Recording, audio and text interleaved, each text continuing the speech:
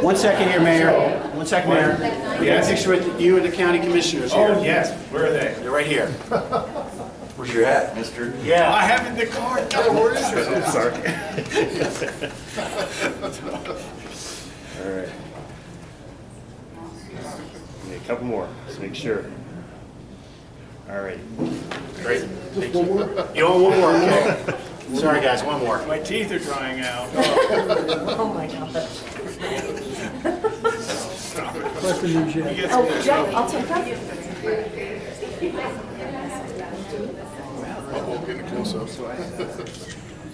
Apparently. Thank you. Thank you.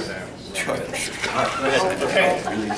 Now, this was supposed to be a potluck. Did anybody, what came food?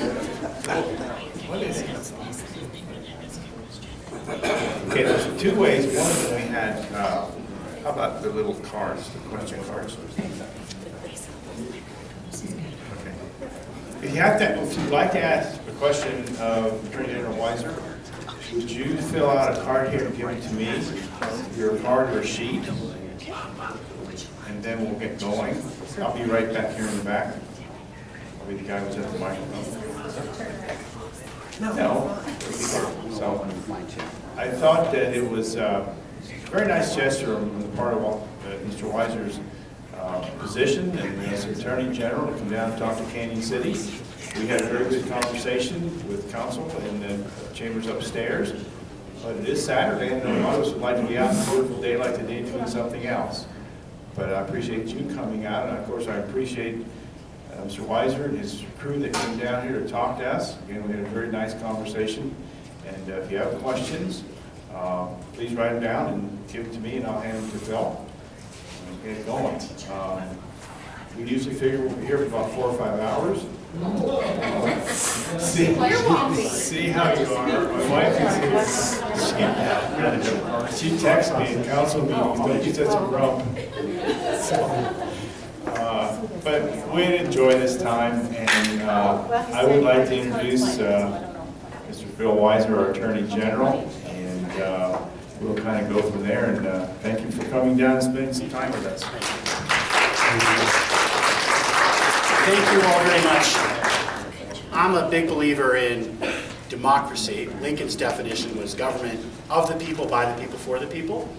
And that would make me the lawyer for the people as Attorney General. You can't do that if you don't show up to listen, learn, talk about what you're doing, and hear people's thoughts on what you should do. Monty is here with me, and so is Bob. Where is Bob? Okay, Bob, do you have those little cards? We do the cards. Not the note cards. So I want to do this at 3 stages. First, I want to just share a little bit about my approach to being Attorney General. Second, Bob's going to ask you if you were willing to write down the topics or questions you have, and I'll address those. And then third, I'll let people say what they want to say and share questions or thoughts, because I think it's important to hear from people directly too. But I think if we do it this way, we'll have the maximum coverage of the range of issues that are on people's minds. In the past, I found these discussions really helpful. I want to thank your Mayor, Preston, your City Council, who really, really are top-notch. And I'm here in large part because the work they're doing is cutting edge, particularly around the opioid epidemic and the challenges there, which I'll talk about briefly. Your Police Chief, Derek Harvey, you've got one of the best. And your City Administrator, Tony, also stellar. This is a special community. What I also want to tell you is I believe here in Colorado, at our best, we're in this together. We are part of a 230-year experiment in self-governance. If you look back at what the founders of our country thought, they believed in this concept of a constitution that brings us together as we the people to form a more perfect union. And that's something I take seriously, that we have to do every day. How do we make our union better? How do we advance values of democracy, of justice, of liberty, equality? That is not something I take lightly. That is, in fact, what I think is the first order of business. And when we, in our office, talked about what our vision statement would be, we talked about the following, which is together, we have 500 people in this office, the lawyers, the people of Colorado. We serve Colorado. Advancing the rule of law, which I'll talk about in a minute. Protecting democracy, and promoting justice for all. That's the overall mission. We have a range of tools in our office. They're, as you won't be surprised to hear, all legal tools. And the concept of the rule of law is something that's really important. We spend a lot of time talking about law enforcement. And if someone is selling opioids, getting someone addicted who dies, we want the law to be enforced. If someone is engaging in public corruption or fraud or stealing seniors from their hard-earned money, we want the law to be enforced. The rule of law is part of the fabric of our society, and our work is stewards of the law, to have the law serve people, have it applied equally, fairly, and justly, and that brings us into a range of different litigation that we take on, as well as advising and counseling. I want to talk about the opioid epidemic. That's sort of a core priority that you all have seen. It has a number of different tools that we have to use to address. I'm a big believer in experimentation, and the experiments you guys are working on here with a novel program, and I believe the quotes from members of your city council and police chief is, we're not going to arrest our way out of this epidemic. There are people who are addicted to opioids, and we've got to find ways to get them treatment. One way I'm going to help find ways to get money for that treatment is going to be suing pharmaceutical companies who lied to people about the addictiveness of these drugs, made a bunch of money. We need to hold them accountable. We're going to get money from that lawsuit, whether it's a settlement or a litigated verdict, and I want to help support efforts like the ones happening here in Fremont County to support the good work you're doing. If we can create alternatives to incarceration like drug treatment, we can also, this will be my third point, improve our criminal justice system. This is an important agenda with a lot of opportunity. All too often, to use one of my favorite aphorisms, when all you have is a hammer, everything looks like a nail. One manifestation of that is how we're doing bail here in Colorado. Right now, the way we do bail is, if you don't have any money and you're in the criminal justice system, you're sitting in jail waiting for your trial. That could be 10 months of waiting in jail, even for a crime that, if convicted, you wouldn't have to serve jail time. That's wrong. Fixing this is not going to be easy. We've got to stand up and support a system of pretrial services that evaluates risk and says if someone is not a flight risk, if they're not a risk to reoffend, just let them out. Don't keep them in jail just because that's what we do. Let them out so they don't lose their jobs, they're not separated from their family, and they're not given what in effect is a punishment without having been adjudicated guilty of a crime. And that's a big challenge that we're going to take on, and I want to work with you all here in Fremont County in helping do that. And I want to work on more sorts of diversion programs, more sorts of creative experiments, like the ones being done in Colorado Springs. They have a teen court for juveniles where if a juvenile comes in contact with the criminal justice system, say they were trespassing or stole something from a store, they don't just say, you know what, we're going to put you in the system. They say, we've got this alternative, this teen court. And what's powerful about the teen court is it has such a low, what people in this world call recidivism rates, which means you get rearrested after you've been arrested once before. 7% is their rate. What's the ordinary rate?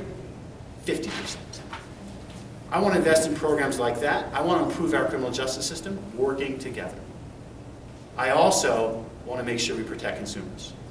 We were just talking to the city council, and I heard, I think it was Caitlin told the story, about someone who got taken, a senior. And a lot of seniors get a phone call that looks legitimate, and they get thinking, well, I guess I should give my social security number, my bank account. And then next thing I knew, they've been taken. We do a lot of education on the front end. And working with members of your city council, we want to work on that form of prevention, telling people what they need to know, particularly older Coloradans who might be more vulnerable to fraud.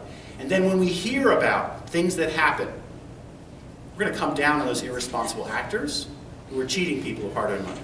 We just did that yesterday, $500,000 going back to support people who got bilked by one of these debt settlement deals that try to tell you they're going to help you, and really what they're doing is hurting you. And finally, protecting our land, air, and water. We in Colorado live in beautiful places like you live here. We got to work hard, particularly in how we manage water, because we have less of it than we had 20 years ago. There's less snowpack. we got to work together smartly how we manage water. It is our future. From what I've been hearing about how you manage things here in Canyon City and Fremont County, you guys have been smart about managing your water. And let me tell you why I want to help you stay smart. Because the costs of making short-sighted decisions are so painful. Take it, some of you here have been to Crowley County, not too far from here. Their population over the last 30 years has been cut in half. Their agricultural economy that used to be a thriving part of their community, it's gone because they sold their water rights. As a result, we now have a picture of the so-called buy and dry that, to me, is a poster child of how we cannot manage our water here in Colorado. We cannot allow some communities to be destroyed because Colorado Springs or Aurora is thirsty. We've got to find other solutions, and we can do that through conservation efforts, through smart storage efforts, through reuse. This is what we're doing in Colorado. The process of resolving water issues in Colorado for water is a national model. Our lawyers work on it through a lot of ways, and I'm excited to be doing that. Bob, I think you've got a few of those questions for me ready to start peppering in, and then keep sending my way, and then we'll just let people make their own thoughts. Bob's trying to put them in an organizational framework, but I'll scuttle it probably anyway. All right, let's see what we got here. All right. This is a really, really great question. Let me start with this one. Will you and Governor Polis try to make changes to the Colorado Water Plan and do support funding? The Colorado Water Plan as a framework to support what I've just been talking about, to my mind, it's a thing of beauty. It sets out the right values, it sets out the right vision and direction, and yes, it needs funding. We've got to get funding to support critical projects in the Colorado Water Plan. It is a critical priority, and whoever asked this question clearly knows their water stuff. I'd love to talk to you later more about water. It's core to our future. And people, when they talk about the future in Colorado, a lot of times you hear people talk about education. I'll get to a question on that in a minute. Sometimes talk about transportation. Let me tell you, water, top of the list. One of those things that you don't appreciate it until you don't have it. And then you really are like, whoa. Next one. School board versus locally elected school board rights on management corporations. I think I know this question, but whoever asked it, we can talk more about this. The state school board has a few roles. One is overseeing school districts. A second one is overseeing charter schools. I'm not sure if this is the first category or the second category. First category, okay? I'll address both just so people know about it. Let me do the second one first. When charter schools are approved, they have to be subject to certain requirements that are often enforced more at the local level. And sometimes, and this is something to be aware of, if you have a charter school, they turn to a company to help manage the charter school, and then the company acts in ways that don't serve the interests of students. That's happened in a few places, including in Colorado Springs. If you hear of issues like that, feel free to let our office know about it. We'll try to work with you. It's heartbreaking when money that should be going to support students is actually getting diverted from one of these companies who are maybe making a quick buck and not actually serving students. As for, I believe this gets to schools that aren't performing at a certain level, when does the state board get involved? This is an area that hasn't been dealt with a lot. There's a case in Pueblo now, and there's a couple cases, or there's another case in Adams County. This is so new and developing that it's actually fairly difficult to talk too definitively, because my understanding is they're trying to figure this out as they go. And the challenge for us is to have the system work in a way that is, let's say, improving the results on the ground as opposed to making things worse. Let me explain what I mean by that. In theory, if you have a state school board with the ability to say a low-performing school can quote-unquote be in receivership, or whatever words they use, you are going to provide some form of maybe more resources and more guidance so the local district is in a better situation than it was before. That's what the vision is supposed to be. The fear is it ends up just mucking it up and putting a district that's already in trouble and putting them on their heels, getting them caught up in bureaucratic BS, and they're worse off. And we represent the state board as they work their way through this and try to help them realize what's supposed to happen. But this is still so new, it's probably even early for me to kind of evaluate it and to say, what do we learn from it? Other states have done this, sometimes successfully. I understand the principle, support the principle, and like you, I'm worried about whether it will work that way out in practice. Next question. I'm shocked. I'm getting a question about the red flag law, but here we go. We've got a couple. So this is a really important point, and I appreciate the chance to talk about it. There are a few questions. Let me try to talk them together. First, I'm going to put this question in my terms. Why is it that the federal government can't make Colorado state and local officials follow and do their work in the immigration area, but under state law, local law enforcement are required to enforce state law? So let me start with this point because it's part of the Constitution. In our Constitution, there are two sovereigns. There's the federal sovereign and there's the state sovereign. And state sovereignty is protected under the 10th Amendment of the Constitution. And I clerked for a couple Supreme Court justices, and I was told, always keep a copy of the Constitution with you. You never know when you need it. I'm bummed to say right now I realize I left my copy in the car, but I can get it if I need to. The 10th Amendment is an easy one because it basically says if rights aren't granted to the federal government, they're reserved to the states. And one thing that means is the federal government can't commandeer state and local law enforcement to do their jobs. The federal government wants to hire immigration enforcement officials, they can do that, and they do it, and they have their officials who do their jobs. But if the federal government says, hey, we want the state and local officials to enforce our laws, you're in effect getting an unfunded mandate from the federal government to the state government to do the federal government's work. If the federal government wants to say, we're giving you money to do a particular thing, build a highway, yeah, you have to do what the federal government gave you money to do. But the federal government can't just take away general money as a coercive threat so that you commandeer your local officials. And that's a principle that, whether it's marijuana or immigration or anything else, I will protect our sovereignty and I'll protect our state and local officials from getting directives from the federal government. On the state front, however, there's only one sovereign, the state of Colorado.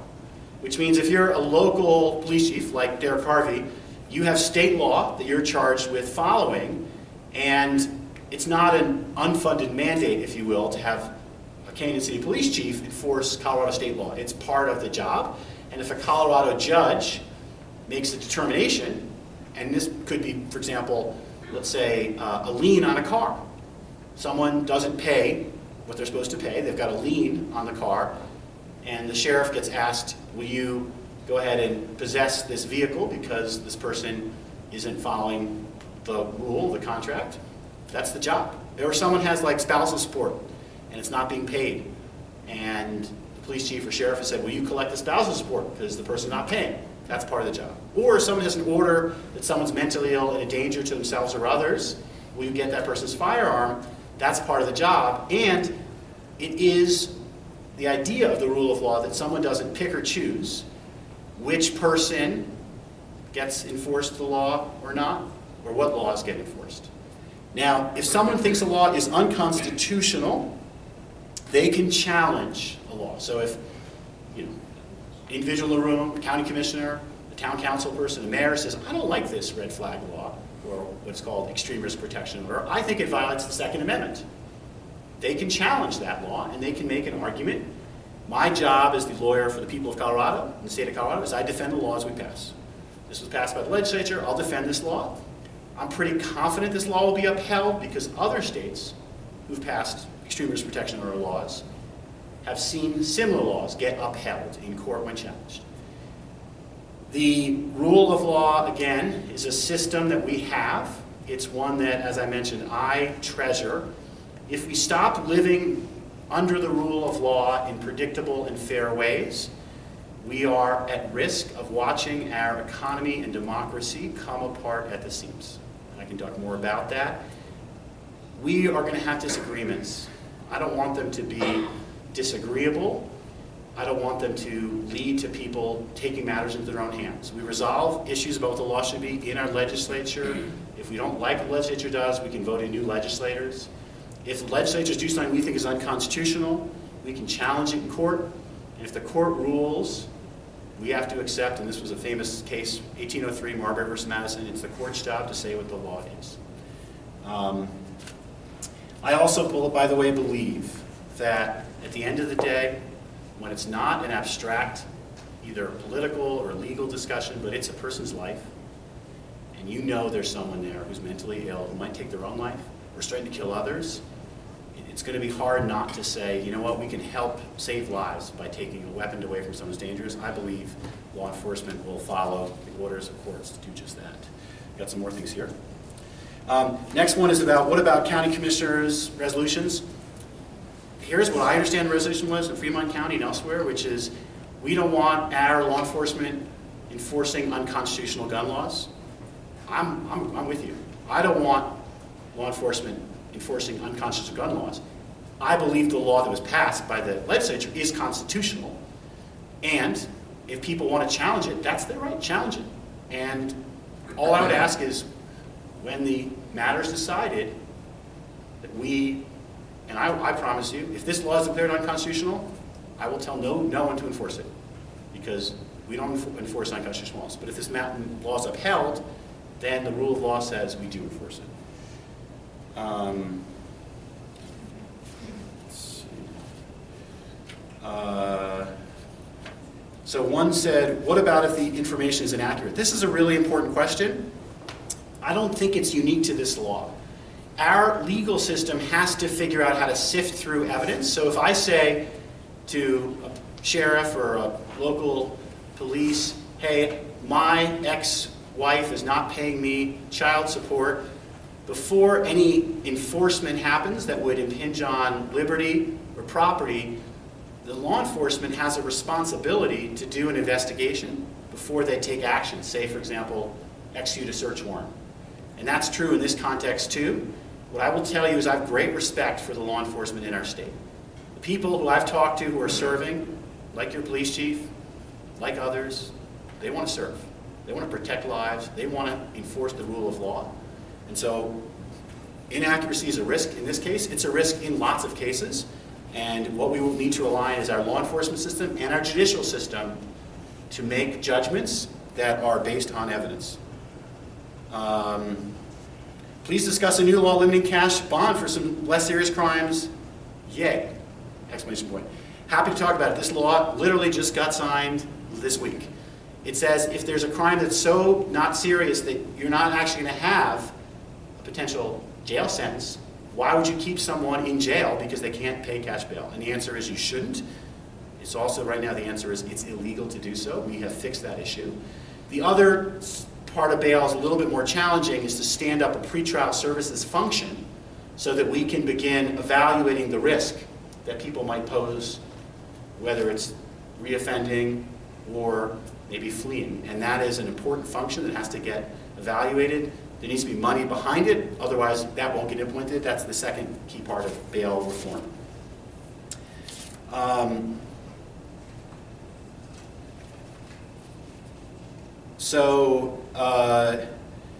Someone asked the question in similar terms to what I said. I think I talked about it earlier, which is this point: why would some say, for example, law enforcement in Denver don't want to do the work for ICE, but a sheriff in any number of counties would have to enforce the red flag law? The real difference there is because of the sovereignty issue I mentioned. If you are a state entity or a city entity, you cannot be coerced or compelled or commandeered to enforce federal law. That's just a part of the sovereignty. Now, if you choose to, there are some local governments who are choosing to do more under the current legal framework. That's their choice, but it is also true they can't be compelled, and if they decide they don't want to, they don't have to. Other than law enforcement, what other does the Office of the AG do in terms of clean air, land, and water? Let me talk about that a little bit. First, I do want to pit the law enforcement point because it's relevant. If you know of efforts to engage in pollution or harming land, air, and water, we have an environmental crimes function. We'd love the chance to hear and learn from you about things to be investigated, because companies or individuals who would pollute your rivers or your air in ways that are illegal and harmful can and should be held accountable. So that's the law enforcement side. There's also the regulatory side, which is, as we develop regulations in Colorado to protect the public health, safety, and environment, we do it with our lawyers front and center to help develop and write those regulations. Let me give you one of my favorite examples. the methane rule. This was for oil and gas operations. We are now in Colorado living under the cutting edge rule developed in the Colorado way. People came around the table, oil and gas companies, environmentalists, others, and they decided, let's figure out this rule that captures methane so it doesn't go as a pollutant into the air. The rule's adopted in Colorado, and it was written with our lawyers at the table. There's another piece, a third piece. So enforcement of those who are polluting. Second, regulations that prevent harmful activity. And the third is where the federal government does things that actually hurts in protection of land, air, and water, we have a say about that. So it turns out the federal government adopted the same methane rule that we had here in Colorado. They just took ours. And they said, Colorado companies, you're all in compliance because you're doing it. But for Colorado people, like here in Fremont County, 2/3 of the methane emissions, which is harmful to health, comes from surrounding states. They didn't have a methane rule until the EPA adopted one. Well, it turns out Scott Pruitt, when he was the head of EPA, said, I'm going to get rid of that rule. And he did it without any real consideration about whether it was justified, and in my view, violated a law called the Administrative Procedures Act. Well, when someone does something at the federal government level that's illegal and hurts Colorado, I can represent Colorado to protect our interests, so I will be protecting our interests with regard to this methane rule that I believe serves Colorado. So those are 3 ways I protect land, air, and water. Enforcement when people pollute, regulations that protect people, and keeping the federal government honest. I will add there a separate category. There's a whole range of issues around water management that our office works hard on. Super important to protect our future as well. All right, we're almost ready. We're out of these, which is great. Someone says, can you explain how this extreme risk protection order works? And let me do explain it, and let me say, our office will be working on helping to explain this to local law enforcement. First thing that would happen, and this I think is not hypothetical because there are lots of cases that I've heard. You know somebody who's mentally ill, who owns firearms and is threatening to use the weapon. You go to law enforcement and say, here's someone who I'm really worried about, like the woman who was in Colorado last week, or the other week, that was a good example. They're making statements on Facebook, they're telling people things, you're really nervous. The police do an investigation, and they've got to determine that there's reasonable cause, more likely than not, that this person could be a threat, extreme risk to themselves or others. That first judgment is what's called ex parte, which means the petitioner goes before the judge and says, I've got evidence of this, and the judge would say, am I convinced? And if there is enough of a showing, then there'd be a ruling that would say, let's get this weapon away from someone who's a danger to themselves or others. Within 14 days, there needs to be a hearing where the person whose weapons are at issue can be there. And here's where this procedure is different than other procedures just like it. The state pays for a lawyer, so that anyone facing potential of a weapon removed, constitutional right, they get a lawyer to represent them. I have to say, I like that piece of it, because in a parallel procedure involving your kids, abuse and neglect procedures, you can have your kids taken away from you under the exact sort of procedure, but there's no right to counsel under state law. That hearing, in order to have the weapon be permanently taken away, is clear and convincing standard. And the person who's the respondent, whose weapon it is, gets to make the case. Hey, what I said was a joke. I didn't mean it seriously. I've got no evidence of mental illness. Here's a psychiatrist examination of me. Whatever evidence they want to submit, they get to make their case. And if there is a judgment against them, they can later come back and try to say, okay, I was mentally ill then, I've gotten better now, I want my weapon back. And the whole thing only lasts for 365 days. Based on other states, what I would just tell you is, I don't expect we're going to see a lot of these orders in Colorado. It's a very high standard. Other states had limited numbers of them, states like Indiana. What I do think, based on what has been studied, of every 10 of these orders we issue, or so, we're saving life. Will there be recall efforts over different things? I don't know. We'll see. The public has the right to pick the representatives. I believe in the democratic process, and I believe in showing up, hearing what people think, sharing what I think, and I'm not in this because I need to be in public office. I want to serve. I want to serve the people of Colorado, and we'll work through these issues. These are not easy issues. I know people have strong feelings on a lot of these issues. I also believe that we get better results when we try to listen to each other and work with each other, whether it's water, criminal justice improvement, opioids, what have you.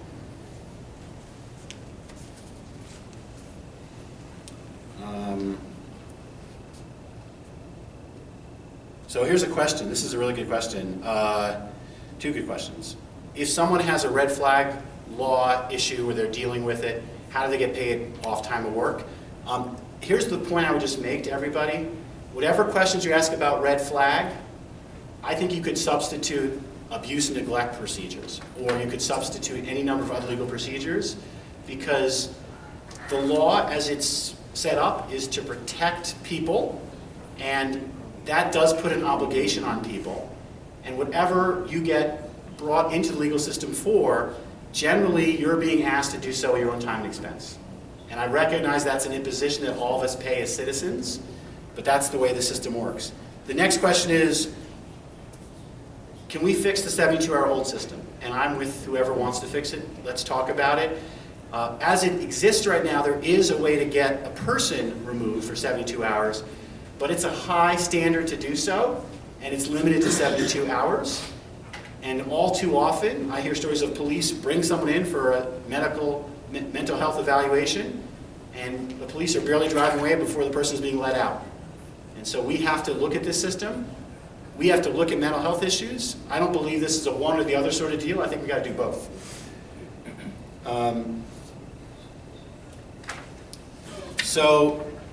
Someone said, what about sheriff's obligation to enforce the law? I'll tell you, I've talked to a lot of sheriffs. I believe at the end of the day, when a sheriff gets an order that's designed to both enforce the law, that's constitutionally upheld, and it's a life-saving situation, I believe that's what they're going to do. And we're almost at the point where you can ask questions or share thoughts. What are your thoughts about how the Proposition 181 went and the law that got passed? The debate last fall was on two issues. It was on so-called 74, which would have been an unbelievable pain to state and local governments, so-called takings issue, that didn't pass. And then another one that was a mandatory 2,500 foot setback, that didn't pass. What just did pass is a law, and we're still going to figure out exactly what it means and how it works, is to give local governments more authority over oil and gas.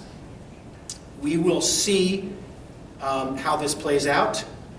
The theory behind this was that local governments should have more control. What I will say is local governments are now going to have a lot more questions to figure out than before.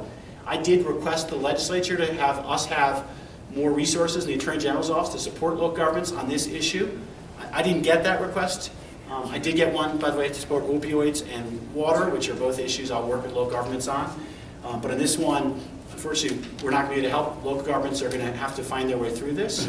And if that process doesn't work, the legislature can fix it. People can bring in new legislators. Okay, got a few more of these. Great. These are all great questions. Thank you.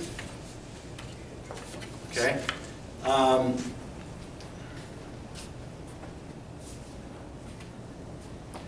I need to hear more about this particular issue. It's a really good point, so maybe somebody talk to me afterwards. It's about veterans losing disability against the law. That is heartbreaking to hear, so whoever is concerned about it. You can, I'll call on people in a minute, you can talk about it. Then one more, and then I'll give it to you. What specifically regarding the U.S. Constitution superseding the state constitution? Okay, so this is a very sophisticated question. Let me see if I can answer it. Where the federal government has authority, it can preempt state law. So federal law can supersede state law. Let me give you an example of this. If the state of Colorado wanted to say, we believe that in order to sell insurance in Colorado, you have to do so under these regulated rates. And let me change that to insurance. In order to sell baseball cards in Colorado, you have to sell them at certain prices. And the federal government says the sale of baseball cards is an interstate commerce, and no state has the power to regulate the price of baseball cards. That would preempt our law, and our law would get viewed as an impediment to interstate commerce. Because interstate commerce is regulated by the federal government. If we were trying to tax baseball cards as they came in from other states, we could be said to interfere with interstate commerce. And there's only, let's say, reasons to do state regulation where it's within an area of state authority, and interstate commerce is federal authority. So that would be preemptible, as it were. But the federal government never gets to tell our law enforcement officers how to do their jobs. This leads to the following situation in marijuana. If federal law enforcement wants to criminalize marijuana, they can using their own resources. What they can't do is make our state and local law enforcement enforce federal law, because our state and local officials under state law don't regulate marijuana. It's not illegal. So the feds can't make us do that. That's part of this whole anti-commandeering doctrine. We got one more that I want to hear about the veterans issue.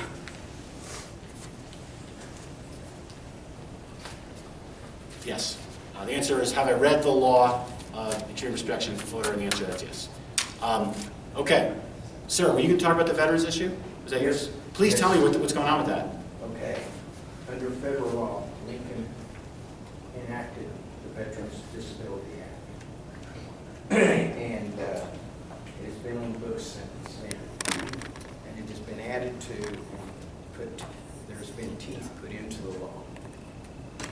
But yet, a lot of the states, including Colorado, which is undescribable because this state receives so much money and has so many military bases and veterans here in this state, but yet, if they go through a divorce or something like that, this state does not recognize the federal law that says that money cannot be considered as income in any way, shape, or form, but yet the state of Colorado does not recognize that, and veterans, men and women, are losing their disability in a divorce or something like that. Now, they do have to pay child support out of it, which is understandable, but for the state of Colorado not to recognize the law and enforce it, judges are costing veterans their livelihood, and they did earn this. Nobody else earned it. They went and did the due. Some of them came back maimed, some of them came back, it doesn't matter. But can you explain how come your office does not enforce that in the judicial system here in the state of Colorado? I need to look into that, sir. I don't know that particular legal issue, so if you can make sure to let Bob know about it, we can look into it. Thanks for raising it. I ran into a veteran the other day, and he has so far lost over $50,000 of his disability because of the judicial system. Then that leaves the veteran where they cannot afford a lawyer to defend themselves because they say it comes down to your office to enforce it and to make sure it goes down the chain of command.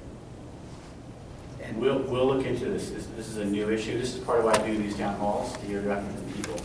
well, it's a shame as much money as the state makes from veterans.